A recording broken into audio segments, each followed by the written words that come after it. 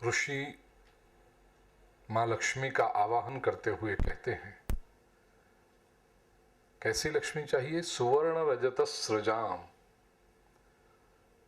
सृक शब्द का अर्थ होता है हार, माला। सोने और चांदी का हार जिसके कंठ में शोभा दे रहा है। श्री सूक्तम में एक बात याद रखना प्यारे भाई और बहनों की, बार बार सुवर्ण चांदी की बात आएगी। ये दोनों धातु मूलतः तेजस्वी हैं, तेज की प्रतीक है ये। तो हमें जो लक्ष्मी चाहिए वो कैसी चाहिए? तेजस्वी लक्ष्मी चाहिए। ऋषि ये मांगते हैं। और ये भी याद रखना कि स्त्री जैसे जैसे उन्नत होती है ना, छोटी हो, बचपना हो, तब उसे यदि पूछा जाए कि तुझे कैसा पति चाहिए तो कहेगा बहुत सुंदर हैंडसम चाहिए दिखने वाला, बस। कन्या वरयते रूपम, तो पहले वही है, बस रूप होना चाहिए। लेकिन यह नारी जैसे जैसे उन्नत होती है, समझदार होती है, बुद्धिमान होती है, तब उसके लिए ये बाहरी रूप महत्वपूर्ण नहीं रहता, शारीरिक आकर्षण महत्वपूर्ण नहीं होता। वह बुद्धि पूजक बनती है, वह तेज पूजक बनती है। ह्यूमन साइकोलॉजी का अभ्यास किया गया है और कई बार आप देखोगे कि कोई स्त्री स्वयं अत्यंत सुंदर हो, स्वरूपवती हो, और उसका ब्याह जो पुरुष के साथ हुआ हो, और वो भी उसने तय किया, उसने हाँ करी हो कि हाँ मैं इसके साथ ब्याह करूंगी, वो पुरुष इतना हैंडसम नहीं भी होता। कई बार हमें लगता है कि इतनी ब्यूटीफुल लेडी, क्या देखा,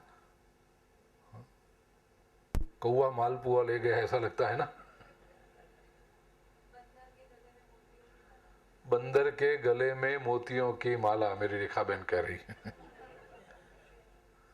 तो आश्चर्य होता है कि ये कैसे हुआ होगा, लेकिन समझोगे तो पता चलेगा कि वो व्यक्ति बुद्धिमान होगा, कुछ ऐसा कर्तृत्व होगा उसके अंदर जिससे यह स्त्री आकर्षित हुई। मैं विषयांतर करना नहीं चाहता, लेकिन साइकोलॉजिस्ट कहते हैं पुरुष जीवन के अंत तक सौंदर्य का ही आशिक होता है। पुरुष स्त्री में ज्यादा कुछ देखने की अपेक्षा नहीं रखता। वो 40 साल का हो जाए, 18-20 साल में सौंदर्य की उपासना हो, वह बात अलग है। चलो, उपासना तो बहुत बड़ा शब्द हो गया, आकर्षण हो सौंदर्य का, वो ठीक है, लेकिन 40, 50, 60, 70 तक वो वही देखते रहता है। पुरुष संबंध के बारे में मैच्योर नहीं होता, महिला तुरंत मैच्योर हो जाती है। फिर वो फिजिकल अट्रैक्शन को नहीं देखेगी, उसकी बुद्धि को देखेगी, कर्तृत्व को देखेगी। हमारे शास्त्र में, वेदों ने कहा, मॉडर्न साइकोलॉजिस्ट भी कहते हैं, स्त्री बेसिकली तेज पूजक है। She wants to see a spark, और वहीं पर वो समर्पित होती है। तो लक्ष्मी भी कैसी होनी चाहिए? तेजस्वी होनी चाहिए। सुवर्ण रजत सृजाम। चंद्राम, चंद्र जैसी शीतल हो, आह्लादक हो, आनंददायिनी हो, शांतिप्रद हो। लक्ष्मी आए उसके साथ शांति मिलनी चाहिए, आनंद आना चाहिए। जिसके आने के साथ आपका स्ट्रेस बढ़ जाए, आपका बीपी बढ़ जाए, तो समझ लेना पैसा कमाया आपने, लक्ष्मी नहीं आई। शांति मिलनी चाहिए। चंद्र के जो 4 गुण है, प्रकाशशीलता, शीतलता, आह्लादकता और अमृतत्व, लक्ष्मी भी ये चारों प्रचुर मात्रा में है। एक और बात भी समझनी है, लक्ष्मी को जो कहा चंद्राम, चंद्र प्रकाश अवश्य देता है, लेकिन हमें अंधा नहीं बना देता। गुजराती में जिसे कहते हैं आंजी नाखतो नहीं। सूर्य प्रकाश देता है, लेकिन सूर्य के सामने आप लंबे समय तक देख नहीं सकते, आंखें चौंधिया जाएगी। चंद्र के सामने आप कितना भी देखते रहो, आपको शीतलता आनंद होगा, आपकी आंखें चौंधिया नहीं जाएगी। तो लक्ष्मी ऐसी होनी चाहिए, प्रकाश दे, सुख समृद्धि दे, लेकिन सामने वाले को इंप्रेस कर दो, यह भावना नहीं आनी चाहिए। मैंने कई बार कथाओं में कहा है कि बड़े बड़े लोग निमंत्रण देते हैं, गुरुजी हमारे घर पर चरण रखिए, हमारे घर पे आइए, आपके आशीर्वाद मिले। तो कई घरों को विजिट करते हैं, जाना होता है, प्रार्थना करते हैं वहां जाकर, तो स्वाभाविक है दृष्टि पड़ती।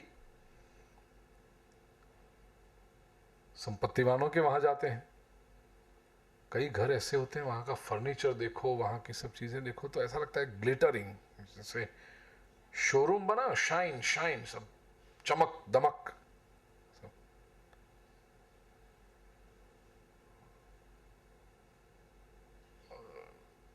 ऑब्नॉक्शियस एग्जिबिशन ऑफ मनी, मैं वेल्थ भी नहीं कहता, मनी, ऑब्नॉक्शियस एग्जिबिशन।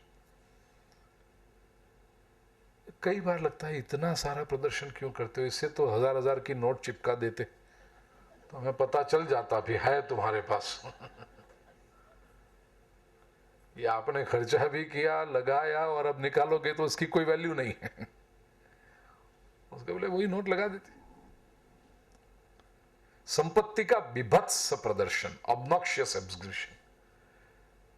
और कई परिवार में जाओ, संपत्ति होती है, बनाते हैं फर्नीचर, लेकिन इतना डिसेंट, इतना जैसे कहें क्लासी,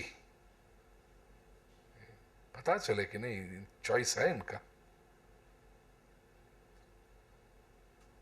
चंद्राम, वो चौंधिया देने वाली नहीं चाहिए, चंद्र जैसी शीतल चाहिए। सुख समृद्धि का हम इस्तेमाल तो करें, साथ में दान भी करें, ये चंद्र की गुण है, देते जाता है। हिरण्मयीम, सुवर्ण समान तेजोमय, और लक्ष्मीम, लक्ष्मी क्या है हमने कल देखा ना, मार्क्स और एंजल्स के दास कैपिटल की थियरी से, हमारी आवश्यकता से जो अधिक हमारे पास है वो संपत्ति। ऐसी लक्ष्मी में आवह, मेरे लिए ले आओ हे जातवेद। दूसरा मंत्र, एक एक चरण। ताम आवह जातवेदो,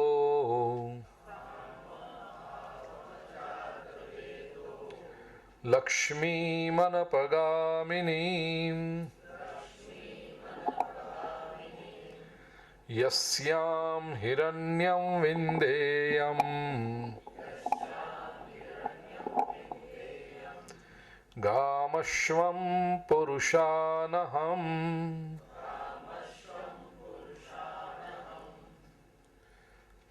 वॉल्यूम थोड़ा को बता। हे जातवेद, हे अग्निदेव, म आवह, मेरे लिए ले आओ। क्या ले आओ? लक्ष्मी। लेकिन कैसी लक्ष्मी? अनपगामिनीम लक्ष्मीम आवह। अनपगामिनी मतलब वापस न जाए ऐसी लक्ष्मी। ये बड़ा महत्वपूर्ण मंत्र है। प्रार्थना तो यही होनी चाहिए, एक बार मेरे पास आ जाए फिर वो जाने नहीं चाहिए। अनपगामिनीम लक्ष्मीम आवह। और यस्याम हिरण्यम विंदेयम, गाम अश्वम पुरुषाम, यस्याम जिसकी वजह से मैं हिरण्यम मतलब सुवर्ण, विंदेयम प्राप्त कर सकूं। और साथ में ये भी कहा गाम गाय, अश्वम घोड़े, और पुरुषान पुरुषों को, सेवकों को, स्वजनों को, इन लोगों को मैं इष्ट मित्रों को मैं प्राप्त कर सकूं। हे जातवेद, हे अग्नि नारायण, वापस न जाए ऐसी लक्ष्मी मेरे लिए ले आइए, जिससे मैं सुवर्ण, गाय, घोड़े और इष्ट मित्र, स्वजन इत्यादि प्राप्त कर सकूं। ये मंत्र में ऋषि ने कहा। बाकी तो शब्द हमने देखे।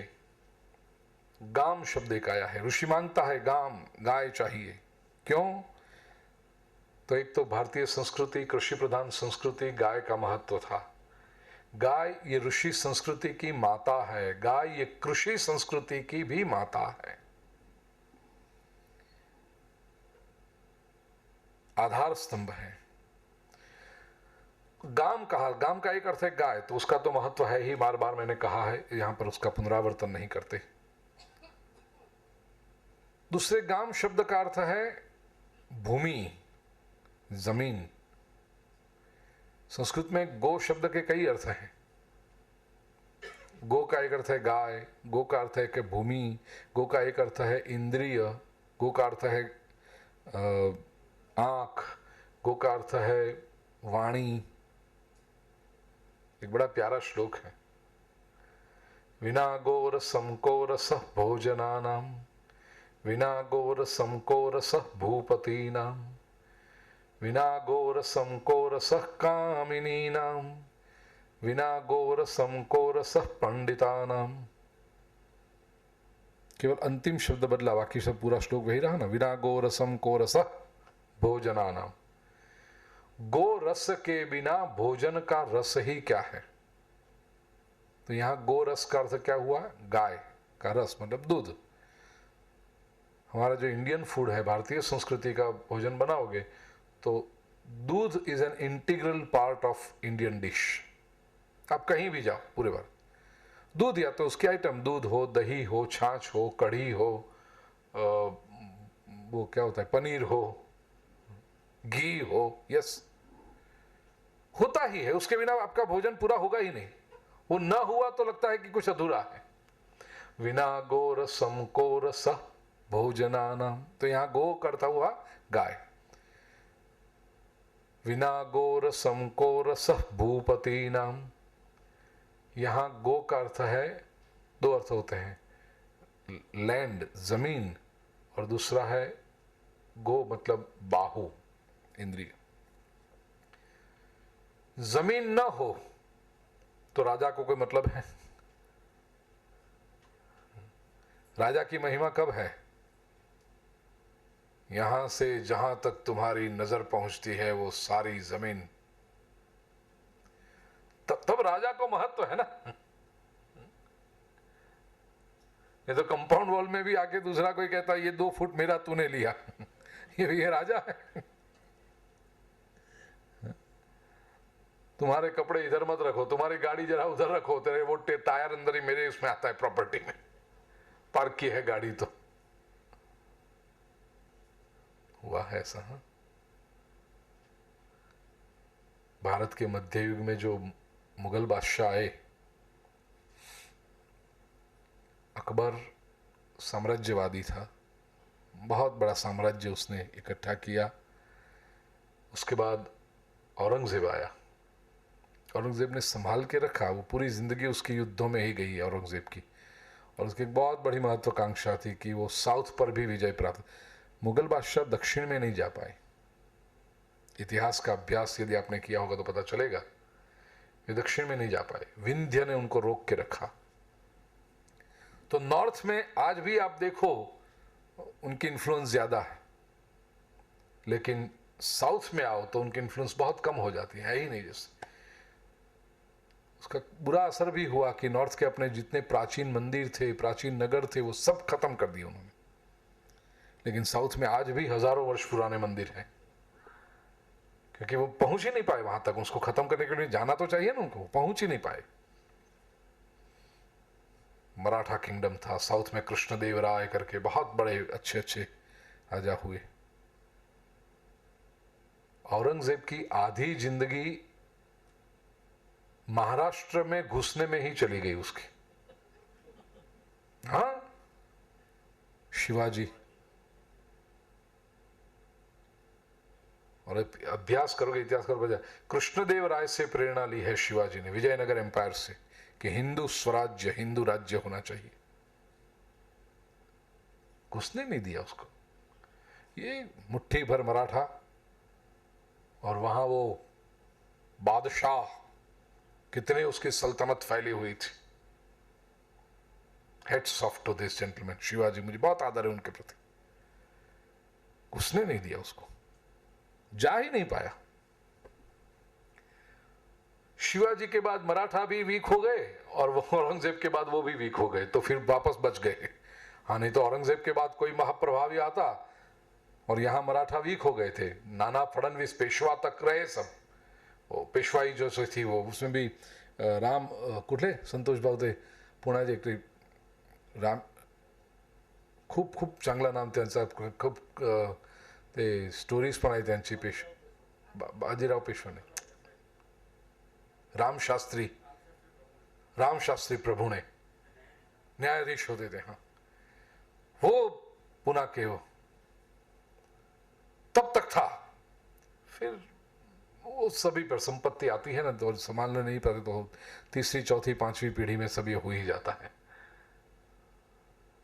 और वहां भी सब आ गया।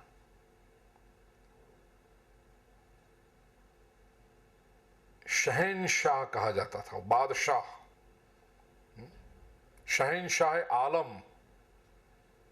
आलम का तो अर्थ होता है दुनिया, पूरी दुनिया का बादशाह। फिर शहनशाह हिंदुस्तान हुआ, क्योंकि वो तो सब हार गए वो लोग, वहां उनके जो फ्यूडल लॉर्ड थे वही सब बन गए राजा और बादशाह। तो शहनशाह हिंदुस्तान हुआ, और उसमें भी धीरे धीरे धीरे सब बेचते, क्योंकि सरदारों को पगार चुकाने का पैसा नहीं था। उनका निवास रहता था लाल किले में, क्योंकि वो रॉयल निवास स्थान है, पैलेस, बादशाह तो वहीं पे रहता है। एक स्थिति ऐसी आई थी, शाह आलम जो इतिहास की दृष्टि से लास्ट बादशाह माना गया है, मुगल एम्परर, शब्द था एम्परर, लेकिन बिल्कुल जमीन उसके पास नहीं थी। इवन दिल्ली की जमीनें भी वो सरदारों को दी गई थी, उनके जो सैन्य के नेता थे उनको, कि पगार चुकाने के पैसे ही नहीं थे। तो कहा जा रहा था शाह आलम शहनशाह हिंदुस्तान, लेकिन लाल किले के बाहर निकले तो उसका हक नहीं था। यह हकीकत, इतिहास है, मैं जोक नहीं कह रहा आपको, इट इज हिस्ट्री। डिक्रीज है उस जमाने के कि शाह आलम ने सही करके दिए कि लाल किले के दरवाजे से बाहर पैर रखे तो वो जमीन दूसरे किसी की, और माना जाता है वो शहनशाह है हिंदुस्तान। किस काम का ये? सगा दिठा में शाह आलम ना भीख मांगता शेरिए, ये बादशाहत। शाह आलम स्वयं तो अभी वो लीनिएज का था, इसलिए कम से कम लाल किले के अंदर तो उसकी रिस्पेक्ट थी, लोग उसके सामने तो बादशाह बादशाह सलाम सलाम करते थे।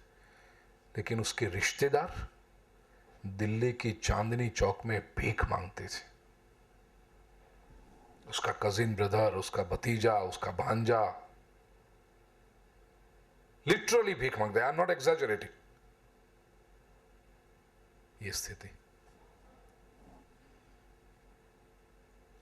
अधर्म और अन्याय से ली हुई संपत्ति कभी टिकी नहीं है किसी के पास, चली जाती।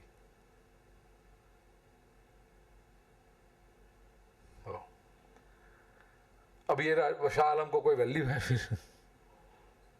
गोरस ही नहीं, जमीन ही नहीं उसके पास। दूसरा गोरस का अर्थ हुआ फलद्रुप, जमीन पकती, अब फर्टाइल हो लैंड, तो राजा की समृद्धि है। विना गोरसम कोरस भूपति नाम। दूसरा गो का अर्थ है बाहु, बाहुबल न हो तो भी राजा को क्या मूल्य है? था ना वो लखनऊ का वाजिद अली शाह। तो बिना गोरसम कोरस भूपति नाम। शक्ति न हो यदि, पौरुष न हो,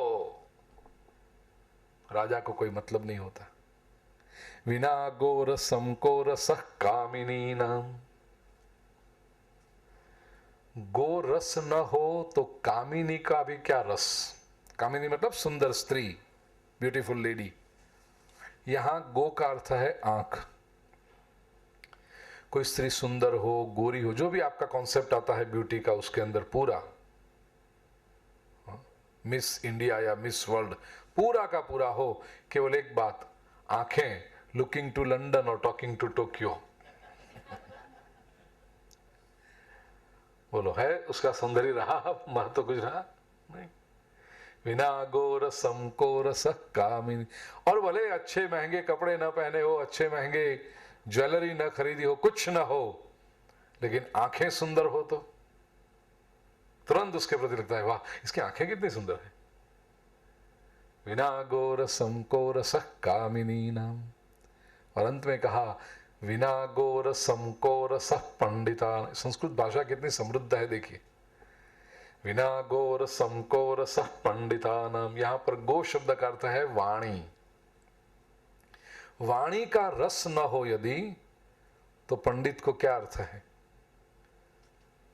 जानते बहुत हैं, कई शास्त्रों का अध्ययन किया है, घटत्वावच्छिन्न पटपटत्वावच्छिन्न घट, ये घटपट की सारी खटपट रट के रखी है,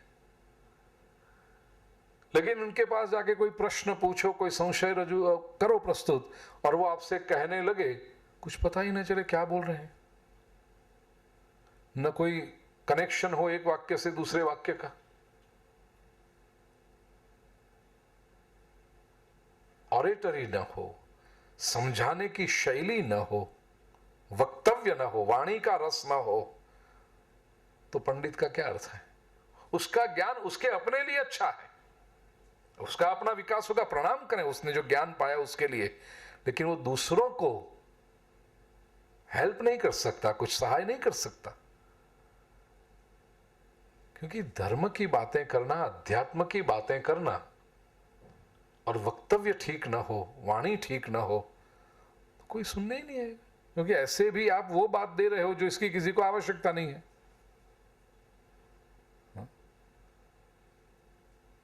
अब गाना गाओ, हंसी मजाक कराओ, चुटकुले सुनाओ, जोक सुनाओ, कुछ मिमिक्री करो, कुछ पागलपन करो, बफूनरी करो, तो लोग इकट्ठे हो जाते हैं। मैंने सुना है ये जो हंसाने वाले होते हैं ना, कॉमेडियन, वो आधे घंटे के लिए आते हैं किसी शो में, 1.5 लाख 2-2 लाख रुपया लेके जाते हैं आधे घंटे के लिए। 5-10 जोड़ा क्या बोलते हैं, चुटकुला सुनाएंगे, थोड़ा कुछ मुंह इधर उधर करके कुछ अलग अलग प्रकार की आवाज निकालेंगे, ये करेंगे, 1.5 लाख 2-2 लाख। कमाल है।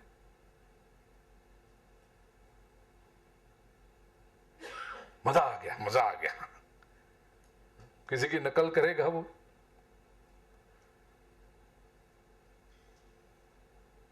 और भागवत सुनाओ, रामायण सुनाओ, उपनिषद की बात करो,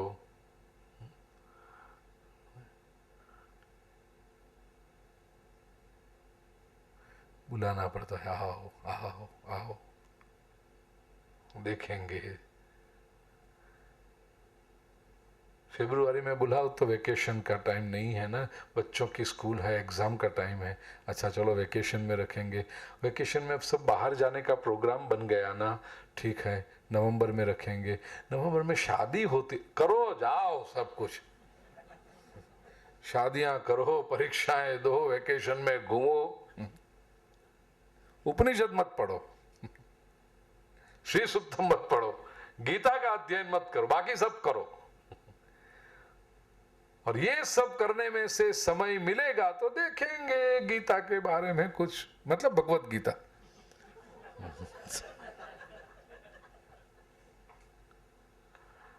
सोचेंगे।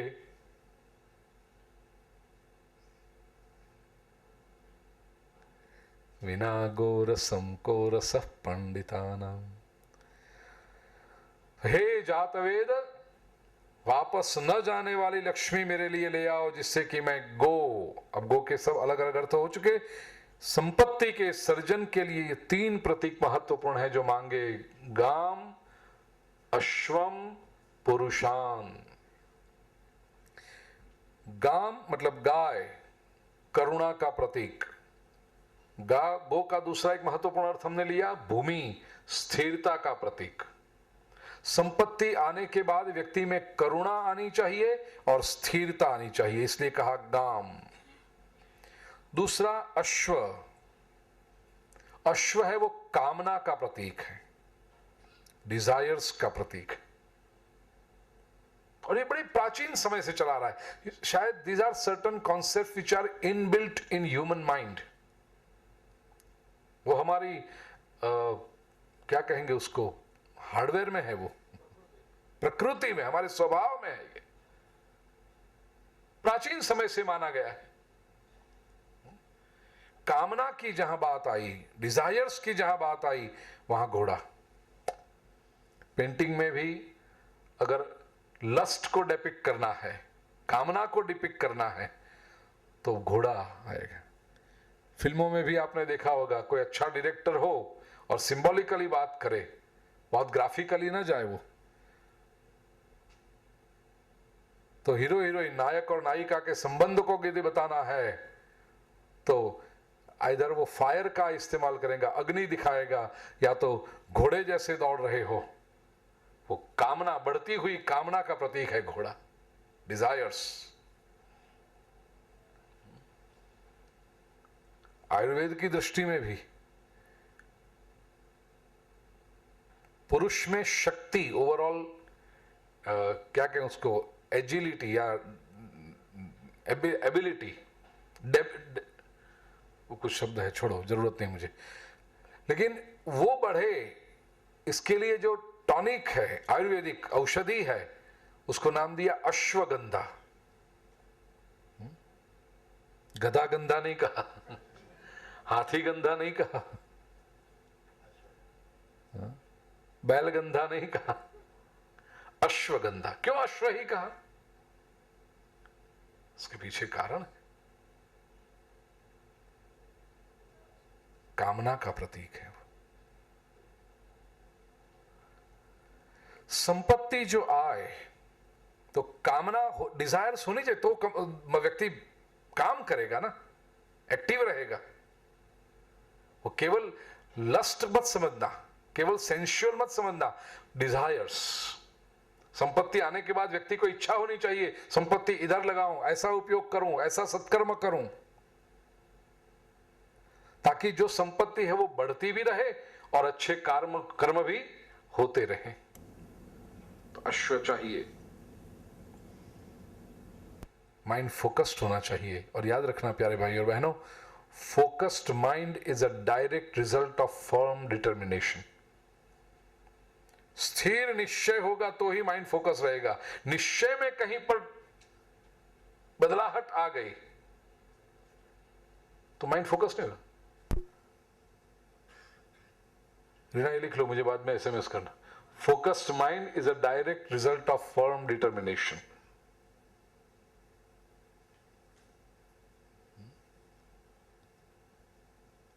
कोटेशन ऐसे ही आ जाते हैं।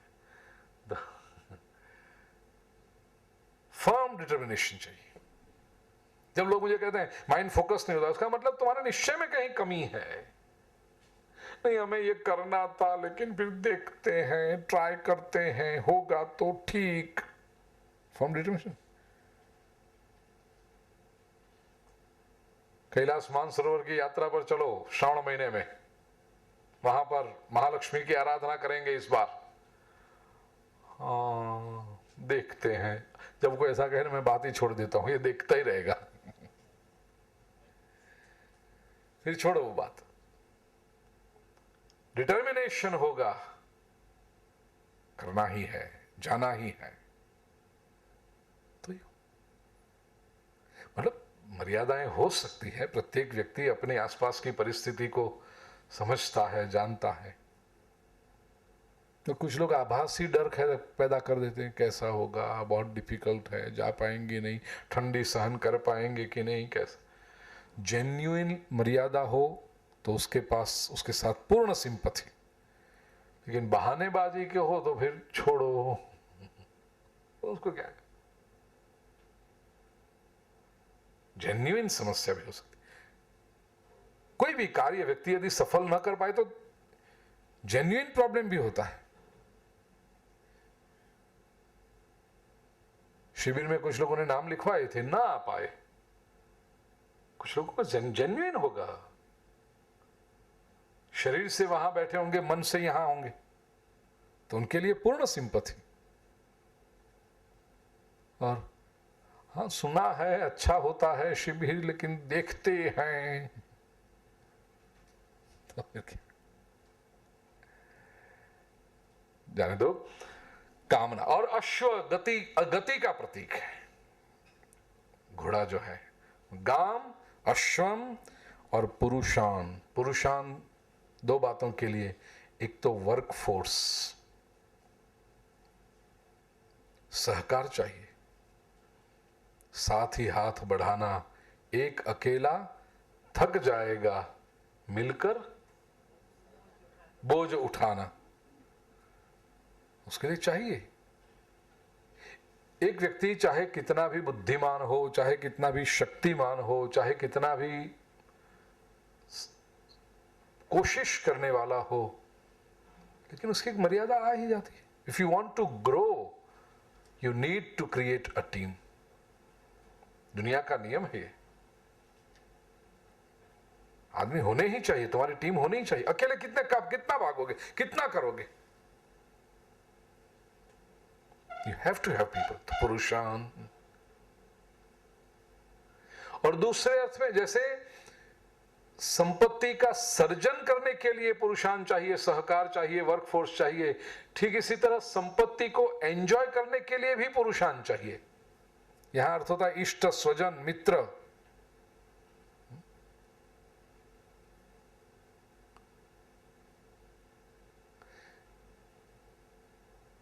किसी बहना को अच्छे से अच्छी साड़ी, अच्छे से अच्छा महंगे वाला ड्रेस, ड्रेस, डिजाइनर ज्वेलरी,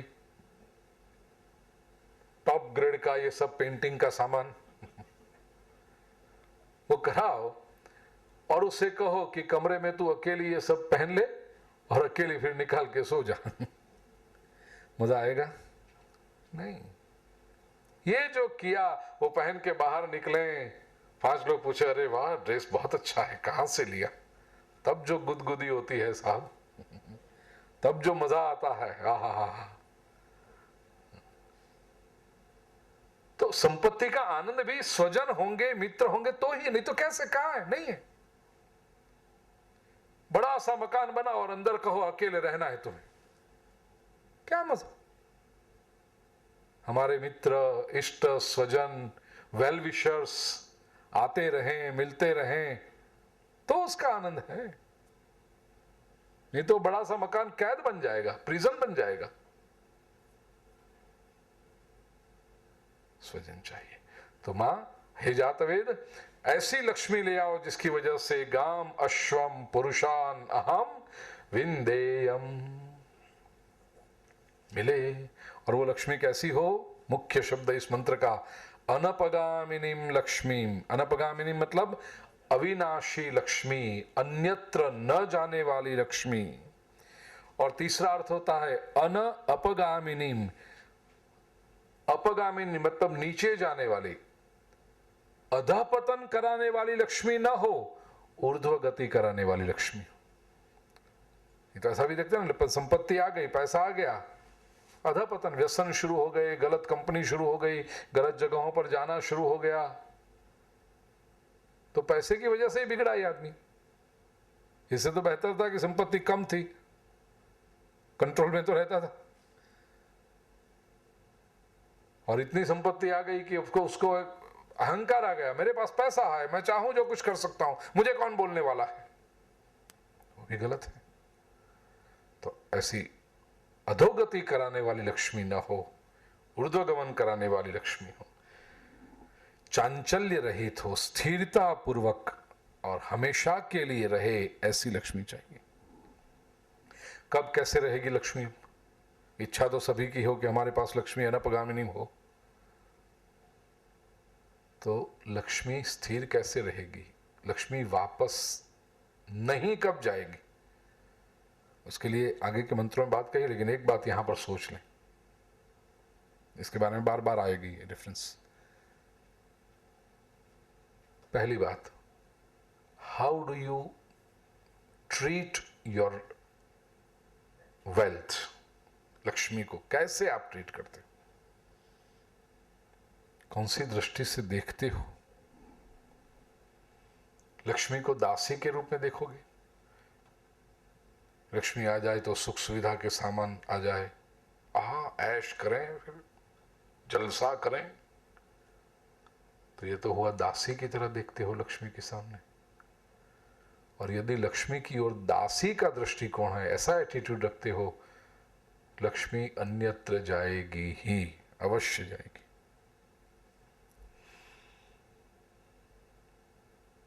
आपके वहां काम करने के लिए कोई बाई आती हो, आप उसको महीने के 500 रुपए देते हैं, कोई 50 रुपया ज्यादा देने वाला मिल जाएगा, आपको छोड़ के अनुभव है ना आपका, चली जाती है, क्योंकि दासी की। या तो मैं दूसरा भी कहूं, केवल पैसे के लिए जाएगी ऐसा भी नहीं है। आप 500 देते हो लेकिन आप उसके साथ व्यवहार ठीक से नहीं करते हो, और दूसरा कोई है वो 500 की जगह भले 450 देगा लेकिन उसको अच्छी तरह से रखेगा, उसको बाई कह के नहीं बुलाएगा, ताई कह के बुलाएगा। मराठी में ताई मतलब बड़ी बहन। ओ ताई आली, कधी या ना, तुम्हाला जसं चांगलं वाटेल तसं या, अर्धा तास उशिराने आले तर काय वांधा नाय, और आप 5 मिनट देरी से आए तो 3 बजे आना था, 3:15 हो गए, पता नहीं चलता, तो कहेगी किट वाली बाई है। आप उसको बाई बोलेगे, वो आपको बाई बनाएगी। नुसती किट करते, ती समोर वाली चांगली आहे। आप अपनी चाय बनाते होंगे तो साथ में उसकी भी चाय बना दो और पिला दो उसको, ये ले, अच्छा लगता है उसको। अब वो 500 के बोले 450 में भी चली जाएगी, क्योंकि उसके साथ वर्तन ठीक हो रहा है। लक्ष्मी के सामने हम नौकरानी की तरह, दासी की तरह देख नहीं सकते। तो कैसे देखोगे लक्ष्मी की ओर? पुत्री की तरह देखोगे, है हमारी ताकत लक्ष्मी के हम पिता बन सके। बहन की तरह देखोगे, पड़ोसन की ओर तरह देखोगे उसको, तो ये सभी परिस्थिति में उसको विदाई करनी ही पड़ेगी। बड़ा प्यारा श्लोक है कि लक्ष्मी मेरे पास आई कैसे। 3 उत्तर आप दे सकते हो।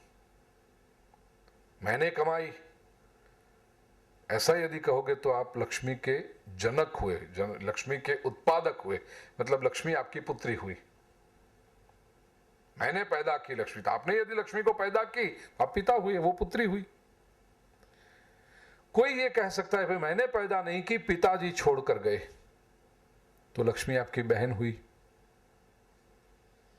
और तीसरा ये भी हो सकता है कि न मैंने पैदा की, न पिताजी छोड़ कर गए, किसी दूसरे के पास से मेरे पास में आई, तो पड़ोसन हुई, परस्त्री हुई ना, दूसरे के पास से आपके पास आई। उत्पादिता स्वयमियं यदि तत्तनूजा तातेन वा यदि तदा भगिनी खलु श्रीः यद्यन्य संगमवती च तदा परस्त्री तत्यागबद्ध मनसो सुधियो भवन्ति। उत्पादिता स्वयमियं यदि तत्तनूजा, यदि स्वयं उत्पादिता इयं तत् तनुजा, मैंने उत्पन्न की तो वो तनुजा, तनुजा मतलब पुत्री। पुत्री को तो विदाई देनी ही पड़ेगी ना। 22 साल, 24 साल, 25 साल तक घर में रखोगे, फिर उसको विदाई देनी पड़ेगी। तातेन वा यदि तदा भगिनी खलु श्री, पिताजी ने उत्पन्न की है, पिताजी मेरे लिए छोड़ गए, तो भगिनी बहन हुई, बहन को भी विदाई करनी पड़ेगी। बहन को कब तक बिठा के रखोगे घर में?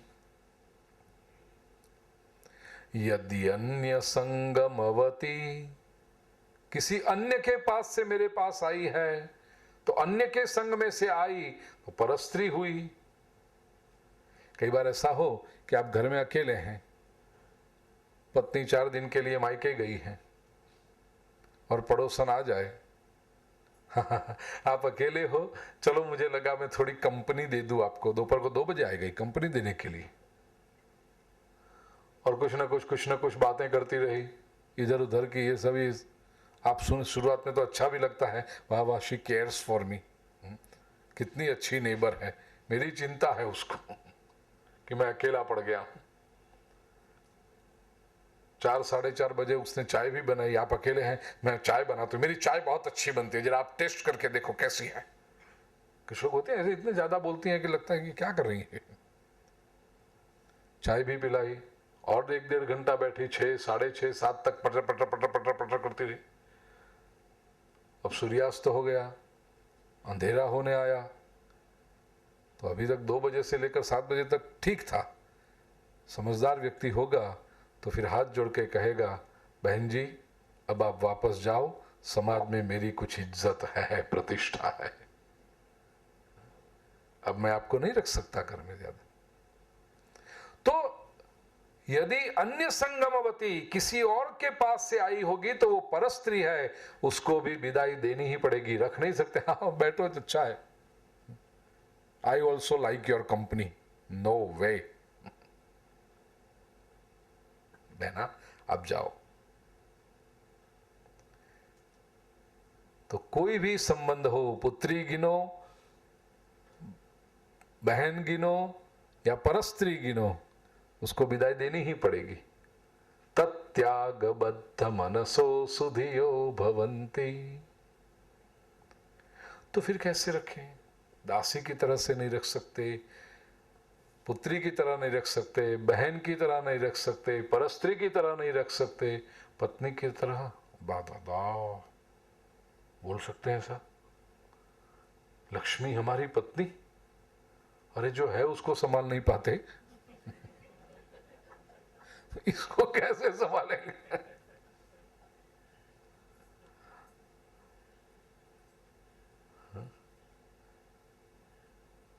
और इसको लक्ष्मी जी की डिमांड्स पूरी करना। अभी कल मुझे किसी ने, ये पेट्रोल के दाम बढ़ गए ना, सब लोग जोक्स ऐसे भेजते हैं, अभी वही चल रहे हैं पेट्रोल के कुछ जोक्स। एक व्यक्ति पेट्रोल पंप पर गया और वहां के अटेंडेंट ने पूछा, साहब कितने रुपए का पेट्रोल डालूं? उसने कहा रुपए की बात छोड़, 5-7 रुपए का ऊपर केवल छिड़क दे, आग लगानी है इसको भी।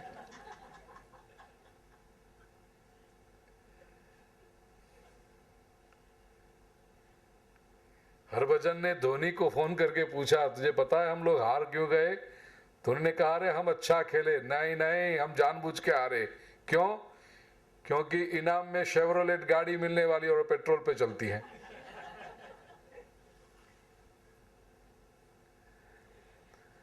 एक पुरुष ने अपने ससुर जी से पत्र लिखा, प्यारे ससुर जी, विवाह के समय आपने दहेज में गाड़ी दी थी, लेकिन अब समय बदल गया है। मैं आपसे विनती करता हूं, या तो आपकी बेटी को वापस ले जाओ या गाड़ी ले जाओ। I can not afford 2 luxuries at a time.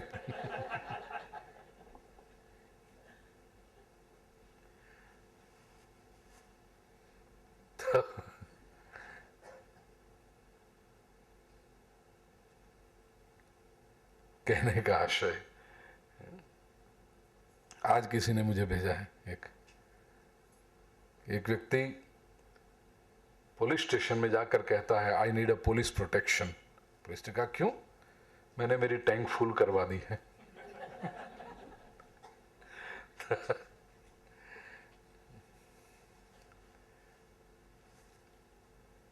पत्नी के रूप में तो हम लक्ष्मी को रखें, हिम्मत ही नहीं होगी वो करने की, हमारी क्या योग्यता, उसको रखें।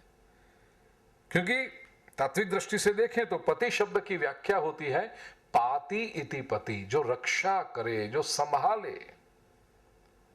हकीकत यह है कि लक्ष्मी हमें संभालती है, हम उसको कैसे संभालेंगे? न दासी के रूप में रख सकते हैं, न पुत्री के रूप में रख सकते हैं, न बहन के रूप में रख सकते हैं, न पड़ोसन के रूप में रख सकते हैं, न पत्नी के रूप में रख सकते हैं। केवल एक रिश्ता है लक्ष्मी के साथ, मां के रूप में उसमें रख सकते हैं। और ये एक ऐसा पवित्र रिश्ता है, बाकी सब आपको छोड़कर जाएंगे, मां कभी छोड़कर नहीं जाती। आप सुखी हो तो मां प्रसन्न है, और आप यदि दुखी हैं तो मां बिल्कुल आपको छोड़ेगी नहीं। मेरे बालक को दुख है, मैं कैसे जा सकती हूं दूर से, न जाने कब उसे मेरी आवश्यकता पड़ जाए। मां कभी छोड़ती नहीं। लक्ष्मी से यह भी कहना, मां का एक और गुण है, सारी दुनिया हमारे गुणों का पूजन करती है और दोष की निंदा करती है।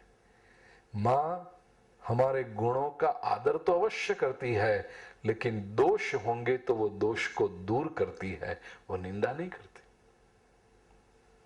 बच्चा एकदम नहाया धोया हुआ, अच्छे से बाल बनाए हुए, सुंदर कपड़े पहने हुए होगा तो कोई भी उठा लेगा, अरे वाह कितना प्यारा बच्चा है। लेकिन धूल में होगा, गंदा होगा, मैले कपड़े होंगे, नाक में से वो लटक रहा होगा सर्दी जुकाम की वजह से, और ऐसा बच्चा होगा तो कोई नहीं छेगा, गंदा है, गंदा है। लेकिन मां मेरा बेटा है, जैसा भी हो मेरा। और यदि मेरा बेटा गंदा रहा तो मां निंदा नहीं करती, मां अपना दोष समझती है।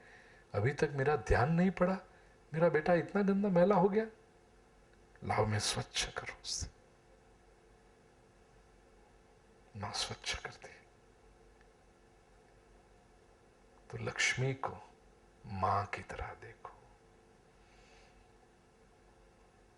तो ही रहेगी वो, नहीं तो नहीं रहेगी।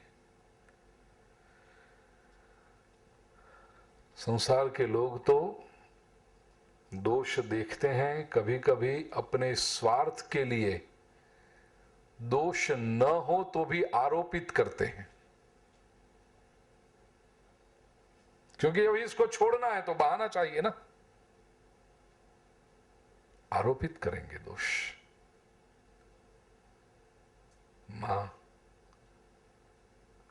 यदि दोष होंगे तो भी दूर करती, निभाती है। कैसा भी मेरा बेटा है, चाहे लूला हो, चाहे लंगड़ा हो, चाहे मैला हो, कैसा भी हो, वो मेरा है।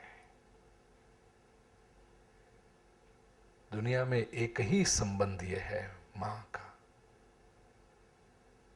जो अविच्छिन्न संबंध है। लक्ष्मी को मां की तरह देखो तो लक्ष्मी रहेगी। आध्यात्मिक दृष्टि से देखें तो ये संसार में जो भी संबंध बनते हैं वस्तुओं के साथ, व्यक्तियों के साथ, वो सब संबंध एक्सपायरी डेट वाले होते हैं। वो संबंध पूरे होंगे ही, या तो आप उसको छोड़ के जाओगे या वो आपको छोड़ के चला जाएगा। केवल एक संबंध है जो कभी छूटता नहीं, कभी और वो है परमात्मा का संबंध। जैसे मैंने कहा ना, वो ही आता है। तो यहां अनपगामिनी लक्ष्मी का आध्यात्मिक अर्थ हुआ परमात्मा स्वयं, वही स्थिर है। और परमात्मा आ गया तो सब कुछ आ गया, फिर बाकी क्या बचा? ईश्वर ही यदि आ गया, ईश्वर ही जीवन में स्थिर हो गया, तो आप वो चंद रुपयों के पीछे भागोगे? आप 200-500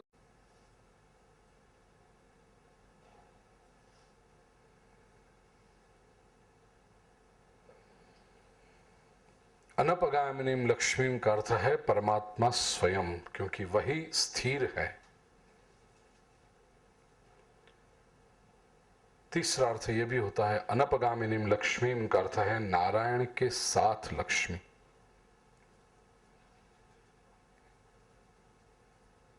कोई भी नारी को आप अकेले घर पर बुलाओ, पहले तो वो आएगी नहीं, और यदि आएगी तो शाम जब होने लगी 5:30-6 वो तुरंत कहेगी अब मैं जाऊं। क्यों? वो आ जाएंगे ना घर पे, उनके लिए भोजन बनाना है, उनके लिए सब तैयारी करनी है। संस्कारी पत्नी है ये,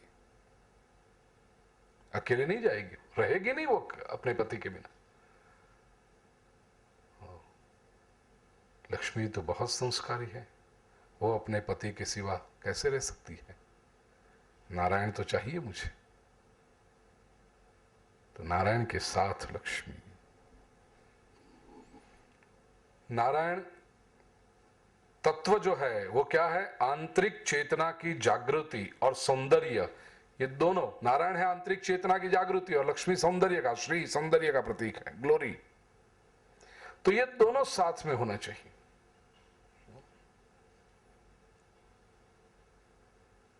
पूर्व और पश्चिम का यही तो अंतर है। पश्चिम ने केवल लक्ष्मी लक्ष्मी लक्ष्मी मांगा, पूर्व ने कहा कि लक्ष्मी चाहिए, समृद्धि चाहिए, लेकिन भगवान के साथ चाहिए। इसलिए अमर कोश में लक्ष्मी शब्द का अर्थ क्या है? यहां जो क्या है ना, अनपगामिनीम लक्ष्मी आवह, लक्ष्मी शब्द का क्या अर्थ है? अमर कोश ने कहा कि चिन्हम लक्ष्म च लक्षणम। लक्ष्मी का अर्थ है लक्षणों वाली, लक्षणवती। इस अर्थ में लक्ष्मी यह शक्ति है, एनर्जी है, उसे आप देख नहीं सकते, लेकिन उसके परिणाम से वो समझ में आती है। श्री सूक्तम में ऋषि को लक्ष्मी का जो अनुभव हुआ, जो लक्षण उसने देखे लक्ष्मी के, वो अनुभव का वर्णन किया है। कौन से लक्षण हैं? ज्ञान ऐश्वर्य सुखारोग्य धन धान्य जयादिकम लक्ष्मयस्या समुद्दिष्टम सा लक्ष्मीति निगद्यते। इतनी बातें यदि आए, ये लक्षण दिखाई पड़े, तो समझना कि लक्ष्मी आई है। पहला तो ज्ञान आना चाहिए, ज्ञानम ऐश्वर्यम, ऐश्वर्य आना चाहिए। श्रीमद् भागवत कथा में रासलीला का वर्णन करते समय मैं समझाता हूं ऐश्वर्य क्या है। एफ्लुएंस, एक्सुबरेंस, उदारता की भावना आनी चाहिए, तो समझना लक्ष्मी है। पकड़ पकड़ के मुट्ठी में कस के बांध के रखे, वो लक्ष्मी नहीं। ज्ञान ऐश्वर्य सुख, सुख आना चाहिए, आरोग्य आना चाहिए। आज अधिकतर हम समाज में देखते हैं कि व्यक्ति की जितनी जितनी संपत्ति बढ़ते जाती है, बैंक बैलेंस उसका बढ़ते जाता है, उतना उसका आरोग्य कम होते जाता है। 40-42 की उम्र में डायबिटीज, हम कहेंगे इतना जल्दी डायबिटीज? टेंशन बहुत रहता है ना। 46-47 हो गए, बीपी, क्यों? Blood pressure. कारोबार इतना बढ़ गया है अभी, इसके कारोबार किस काम का? ओबेसिटी, वजन बढ़ गया, क्यों? सेडेंटरी लाइफस्टाइल में चलना फिरना बंद हो गया, कहीं जा नहीं सकते। तो फिर तेरी, तू मैनेजर बन, तू मजदूर बना है। मैनेजर भी थोड़ी अच्छी पोस्ट है, मजदूर है तू। केवल संपत्ति का उत्पादन कर रहा है, तेरे अपने लिए तो समय ही नहीं। 50 मुश्किल से हुए हार्ट अटैक। जैसे जैसे संपत्ति बढ़ते गई, बीमारी बढ़ते। लक्ष्मी वो है जो आपको आरोग्य प्रदान करेगी। व्यक्ति के चेहरे का नूर बढ़ते जाना चाहिए, उसकी प्रसन्नता बढ़ते जानी चाहिए, मन में शांति बढ़ते जानी चाहिए। धन धान्य जयादिकम, धन दे, धान्य दे, जय मतलब विजय दे, लक्ष्म यस्या समुद्दिष्टम, ये सारे लक्ष्म, ये सारे लक्षण जो हो उसे कहते हैं लक्ष्मी में आवह, मुझे दीजिए। अब तीसरे मंत्र में राजलक्ष्मी का वर्णन है। तीसरा मंत्र, एक एक चरण। अश्वपूर्वां रथमध्यां हस्तिनाद प्रबोधिनीं श्रियं देवीमुपह्वये श्रीर्मा देवी जुषताम्। अश्वपूर्वाम, आगे घोड़े हों, रथ मध्याम, बीच में रथ हो लक्ष्मी जी का, और हस्तिनाद प्रबोधिनी, हाथियों के चिंगाड़ने की आवाज आ रही हो। यह बड़ा मंगल सूचक माना गया है। हाथी जब चिंगाड़ता है तो मंगल सूचक है। हमारे यहां कुछ मंगल ध्वनि है, उसमें हस्तिनाद को माना। नगाड़े बजे, शहनाई बजे, शंखनाद, झालर, घंट, मृदंग, इस कक्षा में आता है हस्तिनाद, मंगल सूचक है।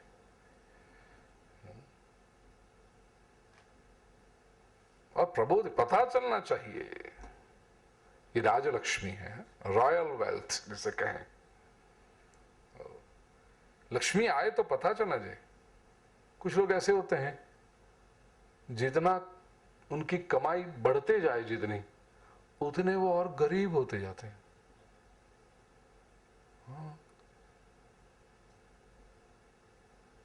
एक प्रोजेक्ट अच्छा सक्सेसफुल हुआ, बहुत उसमें से कमाया, तो कपड़े पर एक वो पैच ज्यादा लगाएगा वो, अब वो इस्त्री करना भी बंद कर देगा। कोई पूछे क्यों ऐसा? नहीं, जरा लोगों को पता नहीं चलना चाहिए, लोगों को तो ऐसा लगना चाहिए कि प्रॉब्लम में ही है।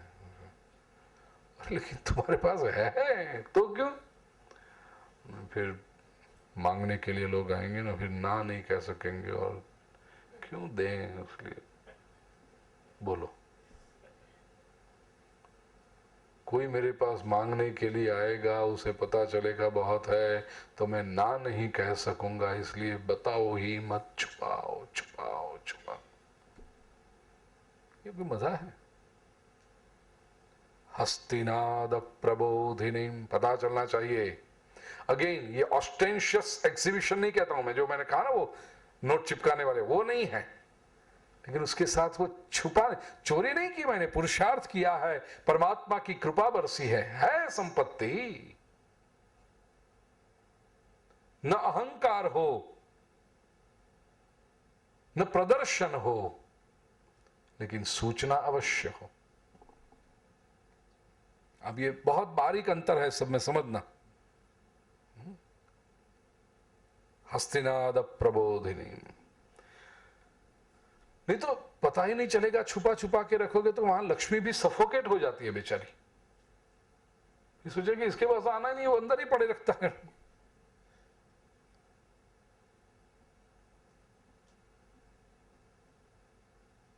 ये कैसे लोग होते पता?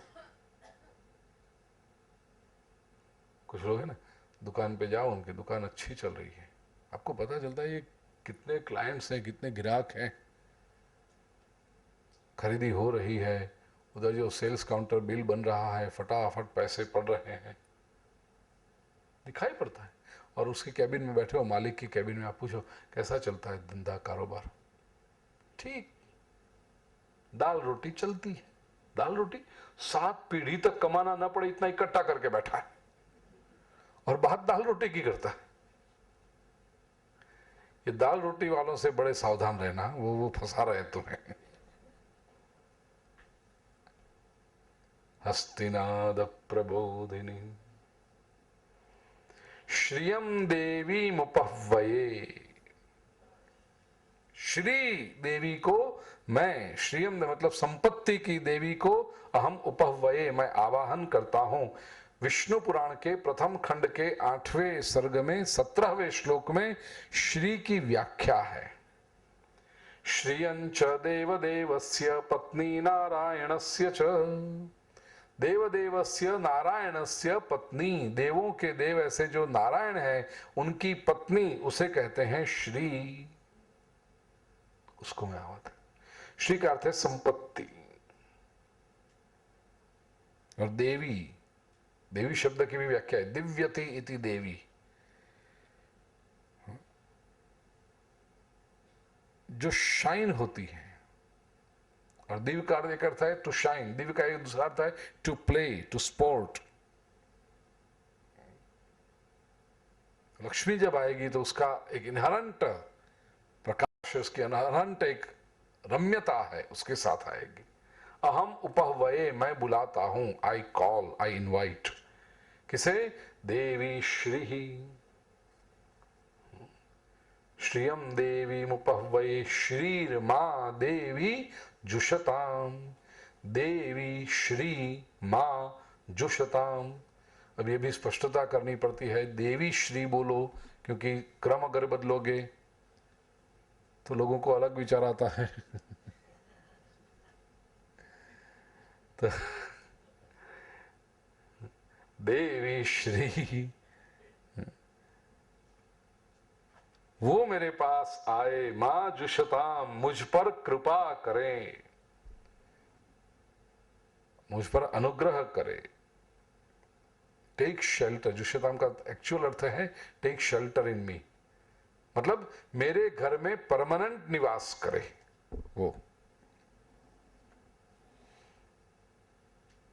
चौथा मंत्र और पूरे मंत्र शाम तक, शाम का जो सेशन है उसमें कर देंगे, चिंता मत करना। और जो लोग बार बार शिविर में आते हैं वो गणित नहीं रखते, मुझे पता है, अब तुमको आदत हो गई है आप सबको कि 16 मंत्र 4 सेशन, तो एक सेशन में 4 मंत्र होने चाहिए, वो गिनती आप नहीं करते क्योंकि आप मेरे साथ बहुत रहते हो। शाम के सेशन में मूल क्या है, जो फाउंडेशन है वो मजबूत होना चाहिए। अब जो कॉन्सेप्ट एक बार क्लियर हो गया, फिर श्री सूक्तम में वही शब्द बार बार आएंगे, फिर उसको बार बार समझाने की आवश्यकता नहीं। कॉन्टेक्स्ट जहां बदलेगा वहां बदलाएंगे, बताएंगे कि हाँ इस अर्थ में है। प्रार्थना करें। ओम सहनाववतु सहनौ भुनक्तु सह वीर्यं करवावहै तेजस्विनावधीतमस्तु मा विद्विषावहै। ओम शांति शांति शांति।